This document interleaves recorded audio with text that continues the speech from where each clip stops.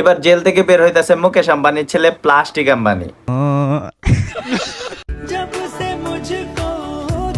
Jail থেকে বের হয়ে ছেলে সবার আগে তার মার সাথে দেখা করতে গেল। বলতে হবে না মার প্রতি একটা টান আছে। আমার মাথার জাস্ট একটা জিনিস ঢোহে না, লাইলা মামুনরে কি এমন কলা খাওয়াইলো যে মামুনে লাইলার পিছুই ছাড়ে না। 1 মিনিট, লাইলার তো কলা নাই। মামুনকে চেয়েছিলাম সে যেন নিজের পায়ে দাঁড়ায়।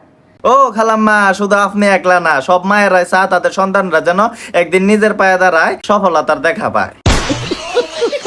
এদিকে এক ইন্টারভিউতে মোহন আয়সা বলতেছে সে নাকি মামুনরে 40 থেকে 42 লাখ টাকা হাত খরচ দিয়েছে। 40 to 45 লাখ টাকার মতো ওর পেছনে খরচ করেছি। এখন আমার কথা হচ্ছে ভাই, এই বুড়ে বুড়ে পেটটা নিয়ে এত টাকা কই পায়? তাইলে কি ইমো 300-400 ওইগুলো নাকি? আমার বউকে বলবো রেগে গেলেন তো হেরে গেলেন, সংসার করতে চাইলে তাড়াতাড়ি ফোন দাও আমাকে। ওরে বেলাজ্জার ঘরে বেলাজ্জা, মোহনা তোরা জেল হটাইলো, ওহনা তুই সংসার করতে চাস? জুতাটা কই? আর মামুনের আর একটা বেলাজ্জা গিরি হইলো, হ্যাঁ যতবারই জেলে যা, জেল থেকে বাইরে হয়ে কয় হ্যাঁ বলে ভালো হয়ে গেছে, হ্যাঁ নাকি পীর সাহেব হয়ে গেছে। এর আগেও একবার জেল থেকে আসছিলেন, তারপরে বলছিলেন যে নিজেকে পরিবর্তন করে ফেলুন, কিন্তু কতটুকু পরিবর্তন করতে পেরেছি?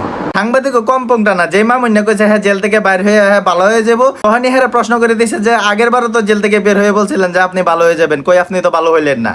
মামুনের সামনে সাংবাদিকের এই প্রশ্নটা কি বলে জানেন? মুখের মধ্যে পুটকি ঘষে দেওয়া।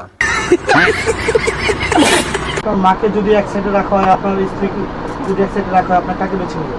এই দুইটার মধ্যে কম্পেয়ার চলবে না, মা ওয়াইফের মধ্যে কখনো কম্পেয়ার করবেন না আপনারা। এটাও এক হিসেবে মামুন ঠিকই কইছে, মা আর ওয়াইফের মধ্যে কোনো কম্পেয়ার চলতো না, কারণ মাও যে বয়সী ওয়াইফও সেই বয়সী, সেম টু সেম। হাফেজ হই নাই এখনো, নামাজ পড়ছি, জেল থেকে মামুন বের হয় নাই তো, জেল থেকে বের হয়েছে পীর সাহেব। আমি শিখে ফেলছি, কোন পর্যন্ত শিখেছেন সেটা একটু বলুন। এখন আমি রিডিং পড়তে পারি। এই গাদার ঘরে গাদা, রিডিং শব্দের অর্থ কি? রিডিং যেটা পড়াও তো হেডাই।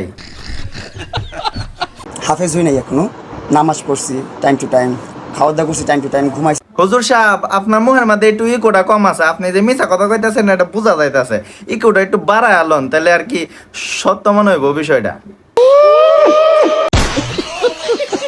মনে হচ্ছিল যেটা আমার বাসর ঘর, বউ নাই শুধু। একবার চিন্তা করেন, হালার গাহলা কত বড় বেলাজ্জা, জেলখানারে কয় বাসুরা।